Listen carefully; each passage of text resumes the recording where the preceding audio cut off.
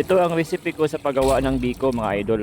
Unang step, hugasan lang ang malagkit rice 2 to 3 times at i-drain. Imbis na tubig ang ilagay ko, gumamit ako dyan ng 2 cups of coconut milk. Unang tiga yan mga idol ha. At pagkatapos isalang na sa apoy.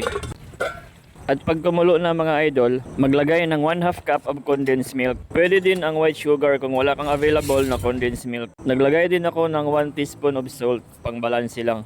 I-mix mo muna bago takpan. Pag medyo na-absorb na ng malagkit rice yung ating gata mga idol, ay maglagay ka na ng luya. Pampatanggal umay yan. Halu-haluin lang ito every 3 minutes hanggang sa maluto yung ating malagkit rice. Kailangan ay lutong-luto na talaga yung ating malagkit rice mga idol. Dahil isasali na natin yan sa mga lagayan. Bago ko pala makalimutan mga idol, gumamit pala ako dyan ng 1 kilong malagkit rice. At para naman sa magiging latik ng ating biko mga idol, gumamit ako dyan ng muscovado sugar. Sinalang ko lang ito sa apoy hanggang sa mag-caramelize siya. Tsaka ako naglagay ng 400 ml na coconut cream. Ginamit ko pala dyan mga idol is yung Coco Mama. Tuloy-tuloy lang sa paghalo hanggang sa makuha mo ang ganitong consistency. At pag ganyan na siya kalapot mga idol ay okay na yan. At ilagay na ang latik sa ibabaw ng ating malagkit rice mga idol. At ayan na mga idol, nakagawa na tayo ng masarap na kakanin ang aking biko recipe.